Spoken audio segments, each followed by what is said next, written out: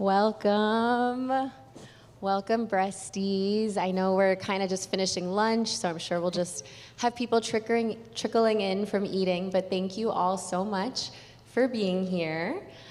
I'm Bri. I am a co-founder of the Breasties, and I'm so excited about this combo today because the way I found the Breasties was actually through when I was in journalism school, so this is very full circle. And I'm so excited to be talking about this conversation today because I think it's so applicable to the community and how we digest information, how we see information. So what better people than to have you all here today? And so I'd love if everybody could take a moment to introduce themselves, starting with Athena. Hi, everyone. I am Athena Jones. I am a longtime CNN correspondent until August of 2024. And I'm now working on a documentary on breast cancer and health equity called Sisters Keepers that's almost finished. I myself am a two-time breast cancer survivor. I was diagnosed for the first time at age 36, despite having no family history, no known genetic mutations, and no symptoms. And I was diagnosed the second time at age 39. And so I care a lot about early detection and research and all the things that can help us live longer, healthier lives. I'm Rogin. I'm a correspondent with the PBS NewsHour, and Athena and I worked in another lifetime together covering the Obama White House for NBC News. So we go way back. I myself am a previvor. I am a carrier of the BRCA1 genetic mutation. I had a prophylactic bilateral mastectomy with reconstructive surgery back in 2009, and recently also had my fallopian tubes removed. I'm pregnant now with our second child, so once that's done, I will be completing the full Monty with the rest of the gynecological risk factors. And I also am the author of a book compiling the stories of amazing people who've gone through breast cancer. Athena is in the book. It's called Beat Breast Cancer Like a Boss. And I also am writing about my motherhood and genetic cancer risk story on Substack. You can find that at Allie's Mom Genes, genes spelled G-E-N-E-S. Hi everyone, I'm Eleonora Teplinsky. I'm a board-certified medical oncologist. I treat breast and GYN cancer, and I do a lot of patient education on social media. I'm very interested in misinformation and how all of that kind of overlaps. And I'm also the author of this brand new book that is coming out at the end of September 29th, yay.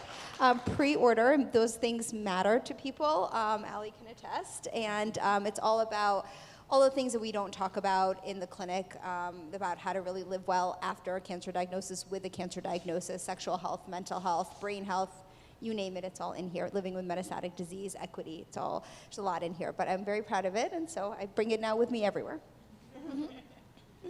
I love it. I love it. Thank you all so much for being here. So today we're going to be talking about cancer in the headlines. And some days it feels like cancer is everywhere, in the news, in social media, in celebrity stories, on television. And how do we make sense of what we're seeing? And how do we know what actually applies to us? What can we actually bring home to our doctors, to our care teams? And so Allie and Athena, I would love to talk to you a little bit about how you've dedicated your work to helping people make sense of complicated stories. How did your relationship, especially your relationship to health information, change once it personally impacted you both? Once I tested positive for the mutation, I became really interested in finding other people whose stories I could tell. This was I call it PA, pre-Angelina, so before it had really entered the wider public consciousness, so there was a lot of misinformation around this. So I really wanted to demystify the experience, talk to other young women who were going through the same things as I was, and I think that experience in wanting to tell other stories that were similar to mine in a way to kind of deal with my situation then helped me with other health stories to really think about, if I were trying to explain this to my mom, that's how I think about any story I do. I want to get this into the simplest terms possible, and if I don't think she's going to be able to digest it, somebody who is not of the community, then I need to simplify it further. And that's really how I look at really any story, but especially when it comes to health, because so often, if it's something that we've gone through personally, we have such an intimate experience with it, and I have to challenge myself to kind of get out of my own experience to be able to explain it to others. I would echo a lot of the things Ali said, but also, before I was diagnosed with breast cancer, it did not run in my family. I had really no awareness of that it was even possible that I could get breast cancer in my 30s. I just thought of it as an older, 50-plus disease. And once I was diagnosed, it was such a shock to me that even though during my two battles, I was 36, I was 39, I didn't really tell a lot of people. My mother was going through end-of-life situation with her, a different kind of cancer, and I just wanted to focus on working, doing the job, and getting through it. But it wasn't until after my second bout that I came across the statistic about black women being so much more likely to die. The national number is like 40% more likely to die of breast cancer than white women. But if you go to a place like Memphis, it could be 74% more likely or 79% more likely, depending on whose statistics. So my diagnosis changed my whole way of thinking, because I thought, if I didn't know anything about this, and I think I'm pretty well informed, and certainly as a journalist, you're exposed to a lot of the headlines. But if I didn't know about this possibility, other people probably don't either. And so that was really what drove me, in many ways, what drove this documentary, because my co-director was like, we should do a film about you. And I'm like, nah, maybe not just about me. There's a way to do this in a bigger way. And so we interrogate the system for screening, and by age only, and maybe it should be more risk-based, maybe it should be more precision medicine. So I think that my experience has helped color the way I approach stories and the way I try to anticipate what questions people might have based on what questions I had. I love that, and I feel like that's where the magic always happens. I remember when I was in journalism school, I wanted to write about access to genetic testing, because that's what I was trying to get at the time, because my mom had passed when I was so young, and I kept getting denied. And I told my journalism professor that that's what I wanted to write about. And he said, Angelina Jolie's been there, done that. Nobody wants to read those stories anymore. And that's actually where I met Paige, and how I met her at a support group meeting trying to find sources, and led to the Breasties. So I feel like that's where the magic is, when it impacts you and you want more answers. With respect to your professor, that was terrible advice. Terrible. And also, the first thing they tell you in journalism school is write what you know. And that's been true my entire career. And you don't just get one bite at the apple. I mean, there's plenty of people with different perspectives, and I love to know that. Not that's terrible that that happened, but what it brought about is awesome. Yeah. Absolutely. So Dr. Teplinsky, on the medical side, what are some of the biggest misconceptions you see patients coming in with because of the headlines, because of social media, or viral stories? And what are some of the implications of that?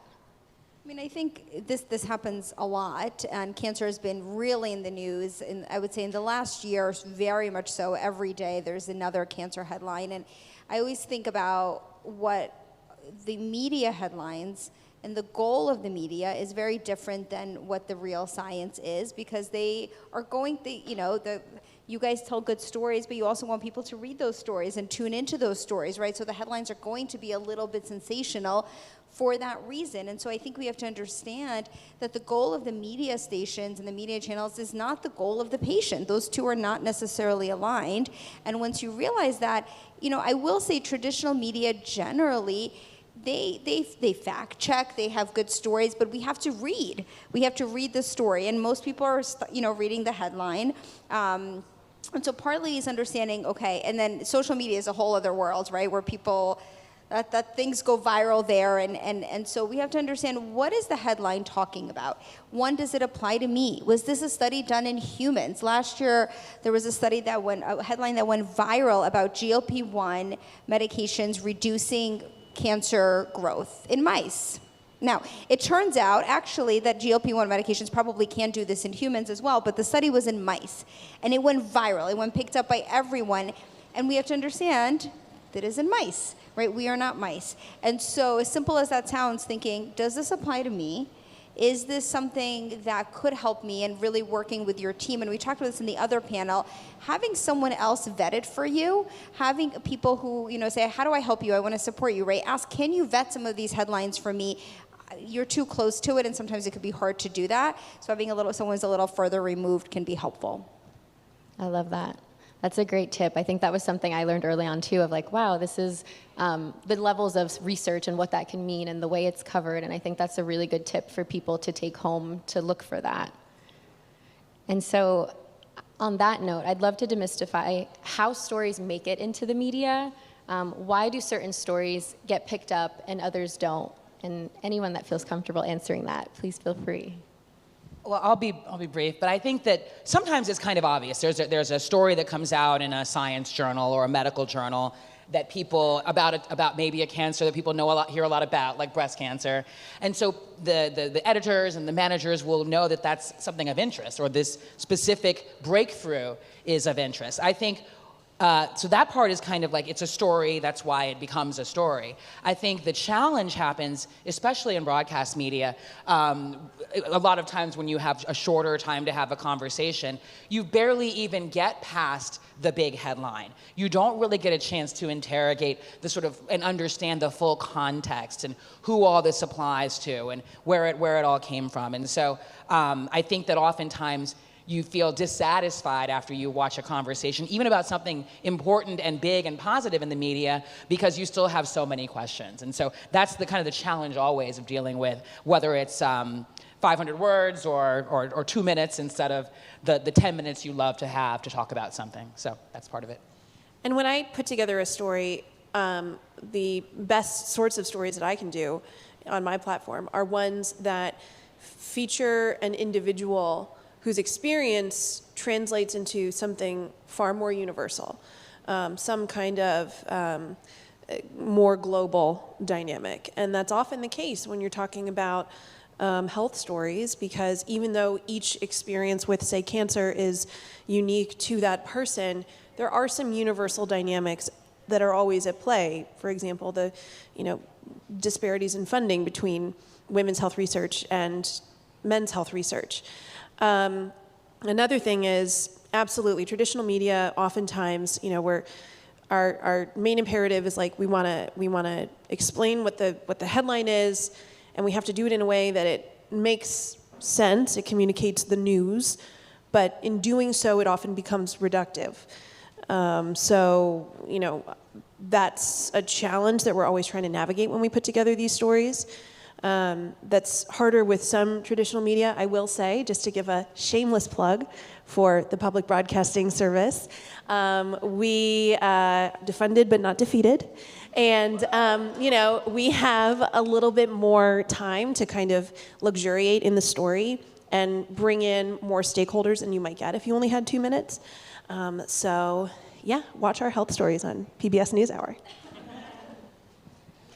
I love that. And I'd love for everyone to answer this too.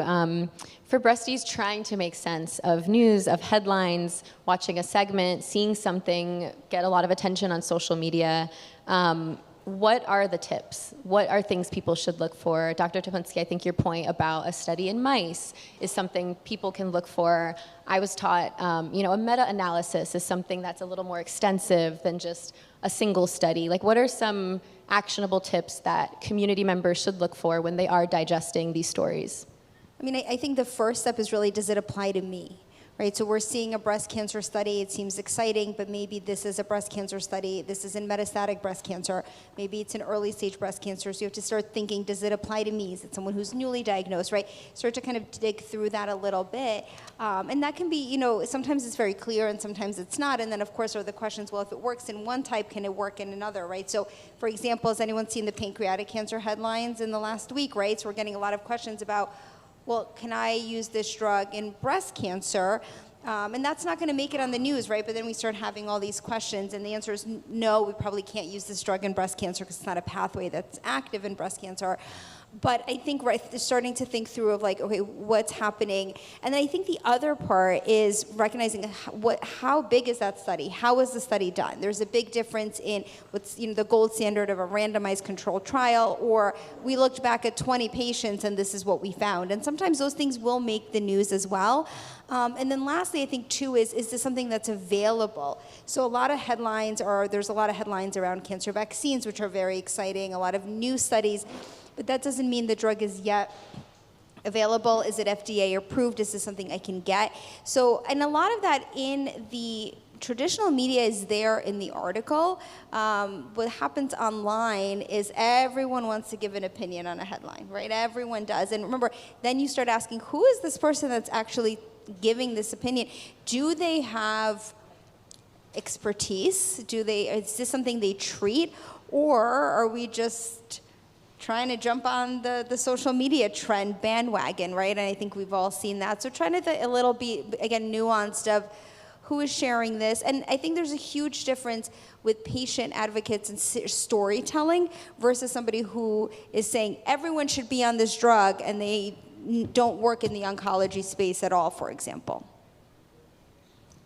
I would just add to that, and I was saying this a couple days ago to Bri when we talked about this panel, the more hyperbolic a headline is, the more skepticism you should treat it with. That doesn't necessarily mean don't read the article, but if you're seeing a headline that's like, you know, miracle drug, blah, blah, blah, or, you know, this food item can cause cancer, you know, investigate that. Try to maybe, if that concerns you, read a few more things. Try to find, you know, a good place to go is like the Associated Press, some, you know, wire services that really just provide, you know, sometimes the stories, this is no shade to my colleagues at the AP, but sometimes those stories can be drier because they're really just about getting to the main crux of the facts, and they're not going to pepper it with, you know, a bunch of exaggerations and things like that. So my spidey sense always goes up when I see, you know, a bunch of big words that, you know, you would never see in a medical journal because that's not the language that is used around these things. I want to second that and also point out that usually, or at least in my experience in journalism, the person writing the headline is not necessarily the same person who wrote the article. And so, you know, I think we're all saying something similar about kind of be skeptical about information, who is providing it, where it's coming from, whether they're in a position to know, and whether you can find it in other places. Because if it's a big story, probably maybe one journal had the exclusive because for this reason or that reason. But if it's true and if it's reliable information, you should be able to find it in other places besides this one source. And then lastly, I'd say that we already know that, you know, Breasties can connect you to all kinds of resources in terms of doctors. But when it comes to seeing information online, figuring out which, you know, knowing ahead of time that, for instance, the Journal of the American Medical Association, that's going to be a reliable resource, or something from a well-known hospital. And so remembering that it matters who's saying the thing that you're reading and going to listen to and going to make decisions based on. I love that. Those are all really important and helpful tips. Thank you for that. Dr. Teplinsky, I'm wondering, how would you like to see patients bringing information that they see in the media to their doctors? And what are, you know, ways that people can be bringing this information in to advocate for themselves? I mean, this is actually one of the big reasons I'm such a advocate for doctors getting online and healthcare professionals getting online, because then we know what's out there, right? Then we know the conversations that are having. So last weekend, I was just at the American Society of Clinical Oncology, which is the biggest oncology meeting globally. And I spoke on a panel about online medical education. And my slide was that, you know, in 2026, patient education is increasingly happening outside of the exam room. And so if our doctors or healthcare professionals are not in these spaces, people don't know what's going on, right? So I think that's one part of it, is that I think it's really important to empower patients, but I think as a medical community, we need to be where patients are so that we're not putting all of the onus on patients to kind of bring it in to us. With that said, really encourage people, put it in an email, send it on the portal. Remember, your visits, and we talked about this in the other panel, visits are short, and sometimes there isn't a lot of time to cover everything. And if your visit's not for 3 months, don't wait for 3 months. If you see something and you're like, this might be helpful, send a quick message on the portal. I saw this article, is this something that's relevant to me? A lot of times it's really easy to quickly write back, or nurses or help with that. But I would ask your medical team also, what is the best way for me to communicate this information with you, or ask about it, because everyone's going to have a little bit of a different preference. I wanted to add something about the question that we had is, there's a lot of misinformation online, and as you're trying to decide what's accurate, what's not, add to the fact that if someone is claiming things and there is no study, they should be linking to the study, they should be providing the reference, and if you ask and that doesn't exist, that's a big red flag for me. And there is a lot of AI impersonation online and a lot of AI content circulating, so we have to kind of keep our eyes out for that too. Like, is this AI? Was this created by a real person? Because that's also going to be something to watch out for. I love that. I love that. And just to pivot a little bit, I would love to talk a little bit about how cancer shows up in pop culture. I know this is a combo that we got really activated about on our panel prep call, so I think it's a really interesting topic. We see cancer being portrayed more in TV shows, in celebrity stories, documentaries, and this visibility can feel really validating, but sometimes it can also feel oversimplified or not thoughtfully done. And so I'd love to ask, what are some cancer storylines that have felt responsible to you and some that maybe have made you feel like it's a little cringy? I have an answer for that one. Responsible. There is a soap opera on TV right now on, I think, CBS called Beyond the Gates, and it focuses on a well-to-do black family, and I think the mother was a singer, and anyway, the storyline this season has been that she is diagnosed with triple-negative breast cancer. And I think they've handled this responsibly because, I mean, it is a soap opera, so they're going to be dramatizing things in certain ways. And I haven't seen every single episode, and I don't know how her story is going to pan out. But they sort of approach it from that sense. There's multiple family members who are responding to this news in different ways. She finds out she has the BRCA1 gene, and so then the daughters and the granddaughters are discussing whether to be tested. So there's the emotion that comes with a fictional storyline that they're trying to dramatize. But what's nice about it is that we're traveling through this experience with this character through a treatment and all the kind of impacts on the family. I think that's a responsible way to handle it. There was another show a few years ago, and I'm just going to say it, Ray Donovan, and they had the wife of the main character be diagnosed with breast cancer, and the whole storyline for her from then on was like, I'm too afraid of this cancer thing. I don't know what to do about it. I'm so scared. I'm not going to do anything. And then she died, which I feel like there are better ways to kill off a character. And so, sure, there's going to always be the storytelling. The people need to tell the stories the way they want to tell the story, but I think it's important to, when you're watching these, to not allow yourself to be too overwhelmed by what may be happening to that character on screen, and just reminding yourself that this is a tool of dramatic storytelling in some cases. And I would say, and I didn't do this back then because it's a few years ago, but if I were to see that same storyline on Ray Donovan now, I'd be like tweeting at them or calling HBO or whatever, Showtime. I would be saying no, or on Instagram, talking about what problem I have with this and how you really should be giving women more hope and than you are here. So that's my opinion there. I love that. As someone who almost exclusively watches reality TV, I have actually really appreciated on the Real Housewives franchise, many of them are very open about scanxiety before a mammogram, talking about dense breasts. Many of them have gone through a breast cancer journey of their own, and they're all very candid about it. And while that show obviously only really depicts a certain segment of the American population, I really love that they're leaning into normalizing the concerns that arise around these things, and also showing that everybody should be getting screened and take this very seriously. So I think that's really cool, and I know there are more irresponsible depictions.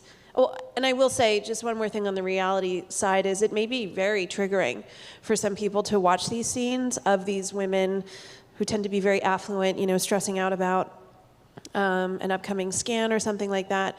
And that's also completely valid. I just know that, I think anytime you're seeing somebody dealing with a medical challenge, being depicted in pop culture, there's something beneficial there.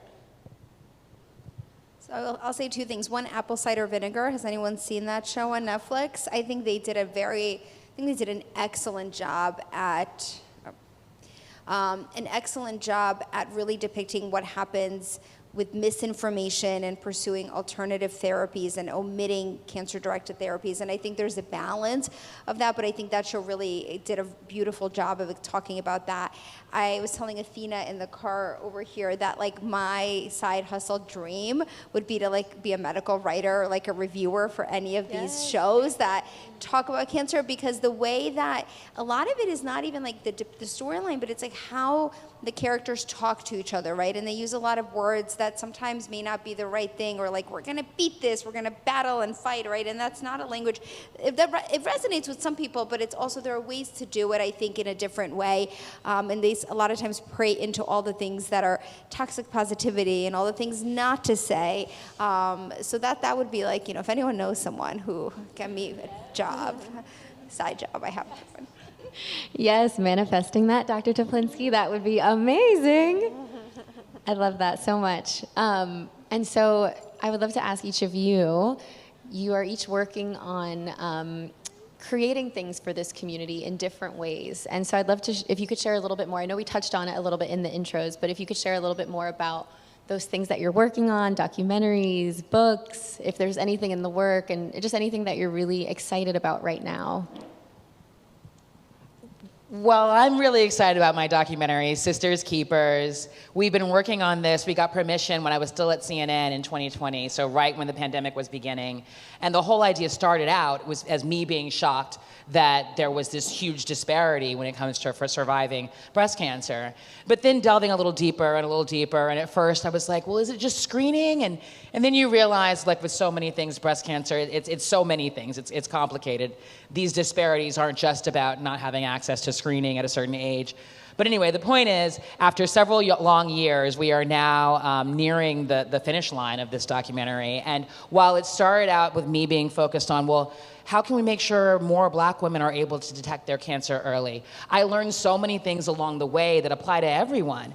And so we end at a point where, you hear so much focus on family history and genetics, and these are all important things, but then there are many, and the vast majority of cancers are sporadic. And so we hope that our film is going to spark conversation about screening guidelines, spark conversation about how to deliver more personalized medicine, and because there are now tools out there that are going to help all of us, every age, every race, be able to figure out your own personal risk of breast cancer. And I just think that is so exciting. And so my hope is that once the film comes out, by this time next year, we'll be able to screen it here, screen it all kinds of places in order to just kind of get the word out. And it's going to be a film that, we follow individual patients going through breast cancer. I'm the investigator, but my cases are finished, but we follow an active patient, and we tell the stories of people that aren't often seen on mainstream media. So that's it. So beautiful. Mm-hmm. Thank you. So my book came out 6 years ago, and one thing I will say really quickly about it is if I could go back and rename the book, which is Beat Breast Cancer Like a Boss, I would, because in the writing of the book, I don't think I fully appreciated it as a previvor until I spent the time living in these other people's stories. I don't think I fully appreciated how non-linear an experience with breast cancer can be, and that as Dr. Teplinsky was saying, the language, the very sort of militaristic language, can resonate with some people, but it doesn't resonate with all people. And as everybody here knows, it's not like you are done with your treatment and you're done. And those anxieties, scanxiety, continue for so long. So that's one thing that I think, if I could go back and I try to include that asterisk, because I'm not in love with the title of the book, but I do think that the stories, my contribution as a storyteller is to be able to, spend a little time in each person's story and help the reader understand what in these 30 people's experiences can resonate with them. And the same goes for my own story. The only thing I'm really an expert in is my own experience. I'm a jack of all trades, master of none. And so the more I have a lot of people sliding into my DMs asking, hey, can I talk to you about, how did you decide to do this prophylactic surgery? I've, flashed innumerable members of this community in the bathroom to show the work that, I'm very proud of and excited about. So I just continue to share anything like that I'm going through, whether it's I did IVF to, in part to prevent my children from inheriting the mutation, although I would not have done that if we also weren't experiencing undiagnosed infertility, because, there's been so many incredible advancements. I don't want to suggest that, it's something that anybody has to go spend more time and money trying to get rid of for the next generation. But I will continue to write about all of that. And when I go through, my next round of oophorectomy, hysterectomy, I'll be writing about, going into medical menopause. So stay tuned. Thank you. I already talked about this, but I love books. I have been, if I wasn't going to be a doctor, I was going to do something with books. Like, that has always been me. And so it's been a dream of mine to write a book for a very long time, but I didn't know what I would write about. And I will say, being engaging with the community, both online and in person, really transformed who I am as a doctor. These are not topics or conversations that you get taught in medical school, in residency, and fellowship. Like, that just wasn't part of it. And we're actually building a fellowship program at our hospital now, and I have, we're creating the curriculum, and I have this whole curriculum on survivorship and sexual health and menopause, and someone goes, that's not in the blueprint. I go, my program, we're gonna do it my way. Yeah. And so, because I think that this matters, right? The language matters. We just had a young resident who presented some of our work. He's wonderful. And we were talking about language, right? And how I don't like to use the term cancer patient. I like to say people, or with cancer, or patient, with cancer, because it shouldn't, when you kind of say cancer patient, I think that just creates, that's your identity. And so that's part of who you are, but I think not the whole part. And so this book was really born out of the interactions that I've had listening to what people need and want. And there is a lot, I don't remember exactly how many, but there are pre-vivor stories, survivor stories, thriver stories, expert interviews, really to talk about all the things that I wish we had time to talk about, starting with diagnosis and treatment, and then going all the way into all of the areas in your life that are affected by cancer. And so my daughter, my 9-year-old, came home yesterday. She's like, I learned the 7 systems of the body. And I was like, I think there are more. But she's like, well, it's cardiovascular and pulmonary and brain. And we talked about all these things. And, as most of these topics are here in terms of how to care for yourself after a diagnosis, and how to live with metastatic disease, and how to talk to your kids, and how to talk to your partners. And so I'm really, really proud of it, and I'm going to just continue to plug it. My publisher said everywhere I go, this book needs to go with me in the next 3 months until it comes out. So if pre-order, it helps a lot, and I'll stop talking about it now. No, never stop talking about it. Thank you. Thank you all so much. Before we open for Q&A, I'd love to ask, what's something you really hope people take away from today, from this conversation? Go ahead. Okay. I would just say, I think it's wonderful now that we all have these broadcasts in our hands that we carry around. And I personally have been very much helped by, even though it's years after my treatment was over, becoming part of this community. And I think it's wonderful when people can, as much as they're comfortable, share a little bit about what they're going on, because you will change a life. You will impact someone, it's certain, by sharing your story. And so I think it's really good to not be afraid of that. If you feel like doing it, go ahead and do it. And just be yourself, be authentic. Authenticity is more important than perfection. And you don't know how many lives you might be able to touch. That's all. Thank you. I would just say that it's really valid to be reading a story that relates to something you've gone through and to not feel yourself represented in it. I know that that's happened to me a lot of times when I see a headline that's like, blank actress makes the radical choice to, remove her breasts prophylactically. And it's like, radical for whom? Like, who gets to make that decision? And that can be very alienating when you read those headlines. But what I try to think about as somebody who's often on the other side of, beyond the headline, as someone who's on the other side, sometimes writing those stories is, I can't encapsulate the personal experience of everybody who's ever gone through this. I'm trying to be broad and inclusive with the language that I use and what I write and what I say. And that is by, just naturally going to result in being a little bit reductive. And so just wanted to say, I experience that when I read those headlines, and so it's a perfectly valid thing to feel somewhat, like not being seen in these stories. And as Athena said, one way to fight that is to be vocal with your own and share it. You don't have to be on social media or like writing a blog about it, but just sharing it with somebody who might be going through something similar. And I agree with all of that. I'll add that sometimes the headlines and the education online and people's videos can be really hard, especially if they're talking about maybe a new treatment that you didn't get, or there's articles about pulling back on treatment and you had very aggressive treatment, whatever that looks like. And so recognizing that it's okay to take a step back, it's okay to mute, it's okay to turn off the TV, close the headline, that you don't have to consume everything at any given point. We talked about this earlier about how being here, I think, is such a warm space, and I think hopefully helps with that information. But when you're in your everyday life and there's 5,000 things going on and you're stressed and you just want to scroll at night, not good for sleep hygiene, but if you want to scroll at night and there you go and you see this bad headline right now, think about how that impacts us on a daily basis. So I think being really mindful of how and when you consume content, I think is really important, and we don't talk about that enough. Absolutely.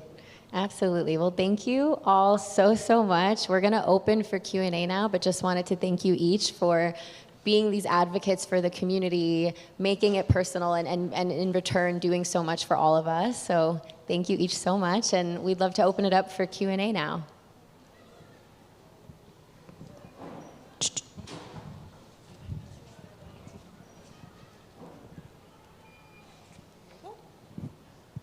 Thank you, Bri. Allie and Athena, you guys are new to me, but I really enjoyed this, but I'm going to shoot my shot. Dr. Teplinsky, I just want to give you a sincere thank you. You helped me so much. I was diagnosed in the pandemic, and there was nobody to talk to, and I just binged your podcast and just how you carefully asked every woman to share their story, and well, what about this, and you dig in deeper, and it opened up a world of options to me, even though I felt like my doctors were, I had a great team that I really loved. I would I heard about this thing, or I heard about that thing. So I really appreciate how you use your platform. I tell everybody that there's an endless pipe of new breast cancer people in our worlds, right? And I'm always like, okay, first thing you do is go follow Dr. Teplinsky. But thank you so much. I really do appreciate, we're a really big part and still continue to be, so that's all.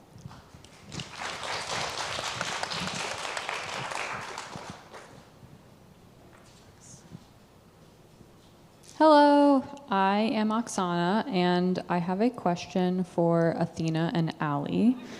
It is, what advice do you have for breasties who are approached by the media to share their story? What questions can we ask journalists before going on the record to try to ensure the journalist and the platform they work for are trustworthy and consider the patient's best interest as opposed to getting clicks and views? Speaking for a friend, I'm the friend. That's a really, really great question. I would say that a question to ask is, describe what is the lead of your story, and I mean that's a term that we use, LEDE, kind of like and the nut graph is going to be, what are you telling the audience when you tell the audience what you're going to tell them? What are you saying? Another thing to ask is, who else are you talking to? And that can reveal a lot. And if they don't want to tell you, that should raise your hackles right away. Because for a story that has to do with a health issue, I don't see why you would need to be secretive unless you're talking to sources and like getting, exclusive information. That's a different thing. But like as a journalist, I can share some information to let someone know where I'm coming from without necessarily divulging anything secretive. And on this same wavelength, I think something that I have found very, like, I get a lot of PR pitches, including for, medical stories. The ones that stand out to me are the ones that anticipate a news event coming down the pike and pitch in advance of that, because it takes us a long time to put a story together, to find the characters, to get a budget approved, things like that. So for instance, and I know it can be really hackneyed and annoying to have to wait until October to do like breast cancer stories, and I think that is something that like I've been guilty of, and it becomes like a box checking exercise, and I think that's really bad. On the flip side though, there is this added, automatic kind of spotlight on breast cancer in October. And so if you're coming to me on October 1 pitching a story, I may not have time really to put it together, but if you're coming to me at the beginning of September or mid-September, that gives me time to anticipate. Or also, if you've seen a story that I did on a topic that you have a pitch on, don't pitch me the same story that you just saw me do, because I'm probably not going to do that exact story. But if you can think of a new way to, a new hook, or wait a little while and say, hey, next year, this could be a way for you to approach the same topic, that's also helpful. It's just good to, like, that's when I see a pitch, that's what I look for. And there are PR professionals out there who think like journalists. So many of them were journalists at some point, and that is super, super helpful and helps you get your story out there. And I would second everything Ali just said about, the questions to ask when you're approached. I mean, you have every right to find out, who's doing the story, who's the reporter, who else is included, and, where is it going to turn up, and what's the point of this story? And I mentioned this a little bit earlier, but if you're the person who's decided to sort of join the ranks of storytellers, I think, again, it's all just about doing whatever you want to do, whatever makes you most comfortable. I remember when I first started sharing about breast cancer stuff, people were like, why are you smiling in all these pictures? Because I had like 6 pictures of me at 6 chemos that I had been sharing with just a few people at that time. And so later on, you put them into a collage, and it's like, but cancer's not happy. And I just think that you need to do you and be the authentic you and be transparent about any, partnerships you may be doing. But I don't think that you should feel like you have to, if you decide you want to start sharing your story, that there's only one right way to do it. It's whatever way that suits you. And I think there's so much support out there for those who do want to join the conversation in that way. And there's plenty of people who don't, and they just want to consume it.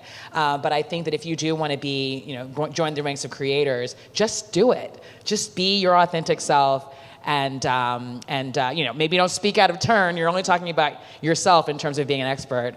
But don't hold back. Be who you want to be, because someone needs to hear what you have to say. I love that. I know we had a question up front. Oh, Annie.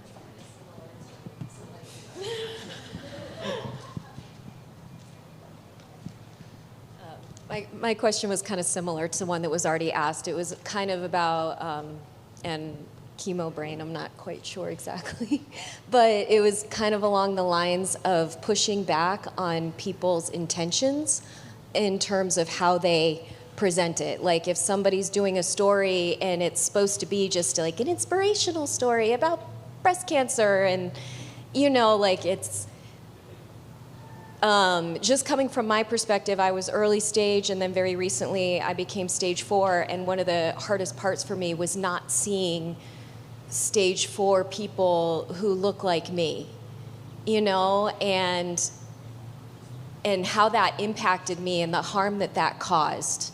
And luckily I went to YSC, I met people that, but when I talked to other people who didn't have that, like I talked to one woman who said she couldn't function for months. They had to fly in a family member to take care of her kids. And how can we push back on, I want to run this story because I need a fluff piece on this? And so, it kind of overlapped with the question about if somebody's coming to you, asking you for your story, how to, and there's that personal thing in terms of what I can do, but also just as I struggle. Am I a survivor? Am I a thriver? I don't feel like I'm thriving yet. Like, I don't know what to call myself. Am I patient? But as somebody on this side of it who's also tired, and so I'm like, do I just, like, when, like you mentioned the stories, like, do I just say, you know, where they always kill off the mom for a plot point? And it's like, how can I push back on that in a way that's not so exhausting? I don't know if there's a question there. There was, like, a while ago, but my brain's shot. Yeah, I would say that's something that I really struggled with. So I was working in journalism prior to really going all in with the Breasties, and I was working as a health editor. And because I was so passionate and interested in breast cancer and GYN cancer and risk, I got kind of pigeonholed into doing those stories, and I was so excited to do those stories, but I saw it kind of from behind the scenes a little bit, and I realized that, you know, and we see it too with the work of the organization, people reach out and they really want to put you in a box of like, this is the story, we need a happy ending, we need to tie a bow on it. And it's like, that's not what these experiences are. It's you know, we're living these experiences, and it can be really traumatic. And that was actually a big reason why I finally stepped away from the role I was in, because I was personally asked to do some things with my own story as a person of color, and it was very uncomfortable. And I finally stood up for myself and said, you know, I don't want to be part of this practice right now. Not saying that all practices are like that, but that was what I was seeing with where I was. And I think a lot of, you know, I was able to see it from behind the scenes, but I think when there is outreach to the community and to people living these experiences, sometimes you don't know the full picture. Is there pharma behind these asks? Are there budgets behind these asks? Are you being compensated for these asks? Maybe you're getting a small portion of what this company is getting for covering this. And so I think those are all also important questions to ask when in those conversations, but also prioritizing your well-being first and foremost, and always feeling empowered to say no, even though it feels very scary and confusing and conflicting. But I don't know if that answers that. Yeah, and I mean, your question is such a good one, and I don't have, as someone on the other side of things telling these stories, I don't have a great answer, and that sucks. And I completely agree with you that we need to do more as an industry to, you know, more thoroughly portray the experiences of breast cancer and not only focus on the, you know, the really inspiring. I have stopped using the word inspiring when I talk to people going through a medical challenge, because, you know, like, nobody chooses to, like, be someone's inspiration by going through something like this. And, you know, it's kind of a way to objectify the person you're speaking with. So that is a sensitivity that I think I didn't fully appreciate before I started, you know, working on this book project.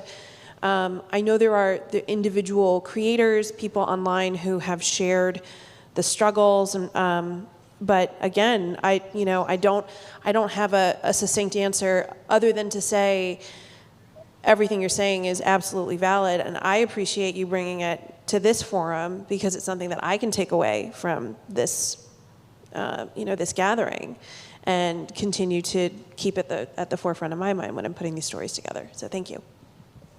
And I would just say on the stage forefront, you know, you hear the phrase, the squeaky wheel gets the grease.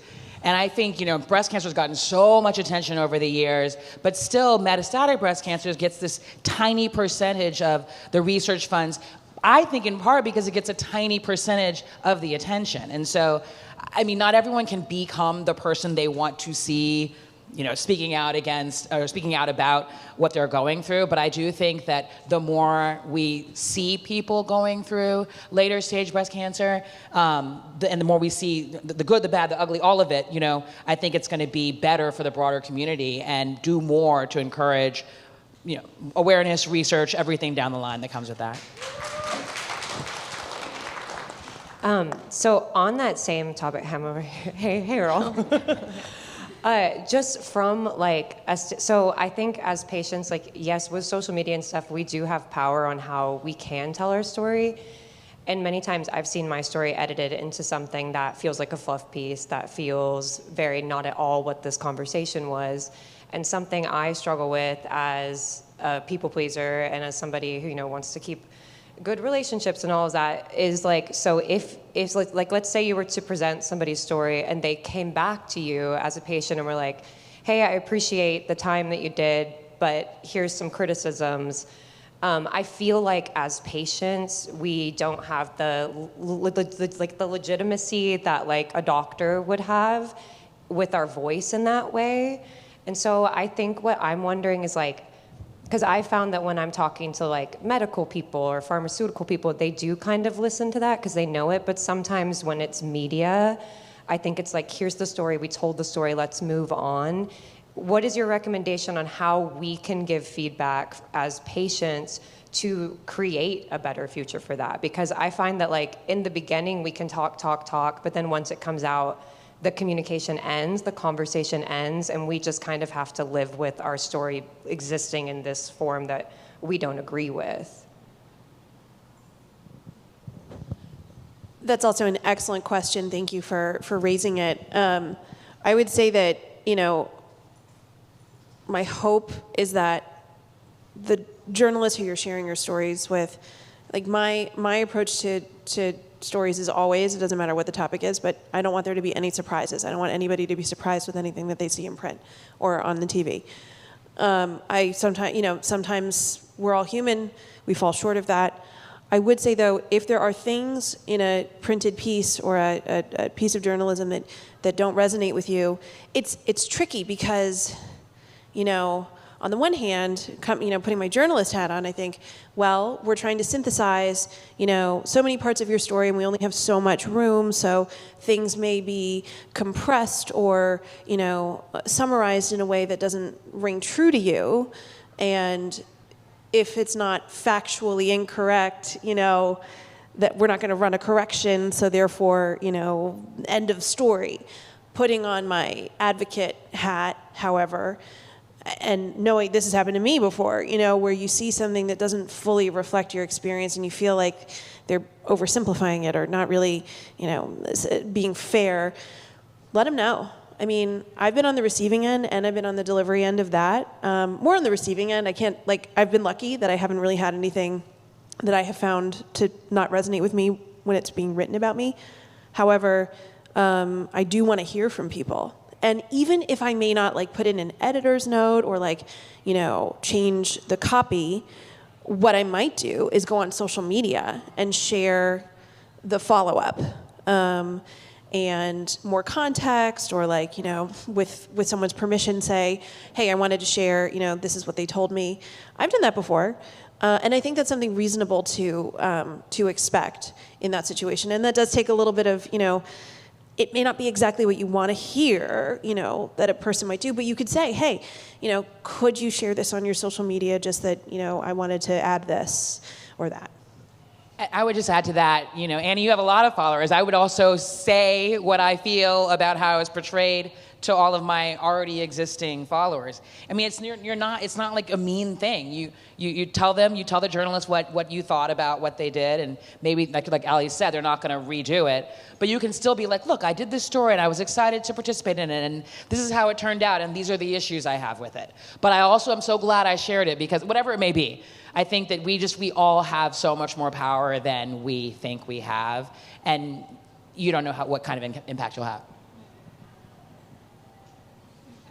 Add one thing to it. So I've done some media, not a ton, but I like doing media. And one of the advice I was given by another female physician who does a lot of media was always stick to your story, no matter what. Like, here are your 3 points. This is what I'm going to, you know, because sometimes people will start kind of veering off. And you're like, no, these are my 3 points that I want to stick to. And that way, at least you know what is quoted is still somewhere in a comfort that, you know, you're comfortable with. So I just did a story about GLP-1s and breast cancer that from some of the British papers, and they were trying to get me to, like, you know, say some questionable things, and you just keep coming to, we don't know how, you know, we think there's a signal that GLP-1s may reduce breast cancer risk. We don't know how yet. And they're like, well, what about this? You know, you just keep coming back to hear my talking points. So that would be my advice too. No, I love that. That's perfect. One more question. This is for the whole panel. So as a journalist or as a doctor, where do you go for your sources of information about latest innovations in breast cancer and women's health? I have a hard time knowing who to trust, and I'm curious, for sources that I can kind of start to, yeah.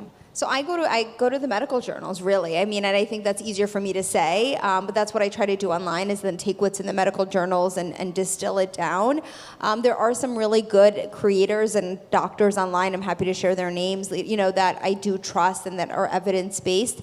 And I think it is hard online to kind of figure out one of the things. But another thing you can do is I will look at, I'll just search breast cancer, what's in the news, and then try to follow that data to the studies. But it is hard online, and I think it takes time to figure out, is this somebody I can trust? Are they sharing evidence-based information?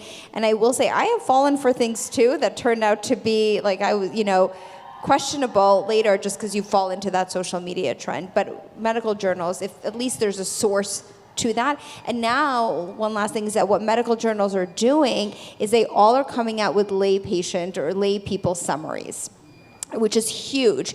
So you can actually go to layperson summary and there's a nice infographic and explains what you need to know that kind of boils it down to what's relevant.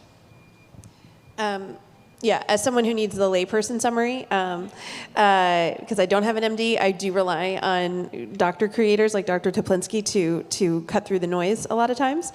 There's some excellent, though, other health media platforms, KFF News, Stat News, really, really excellent. There are fantastic reporters at the Wall Street Journal and the New York Times and the Washington Post that break all sorts of fascinating, really important stories on the health front. And then, of course, PBS News. I second all of that, and I would say that those same sources, like if you go to a New York Times or a Wall Street Journal and they're talking about a health headline, they're going to have citations. They're going to have, you can follow them to the very beginning of this whole conversation. They'll be linking to studies. And hopefully studies where they have a layperson summary. But I think it's more about making sure you're not ever going to follow something you see in just one place, just one headline, that you cannot go and find the backup for or find anyone else reporting something similar. I think it's really important to see if you can find that information other places before you go with that. So I hope that's helpful. I love that. Thank you all so much. Thank you for your time, for your support, for pouring into this community, for being change makers. Thank you so, so much. We're so grateful to have you all here.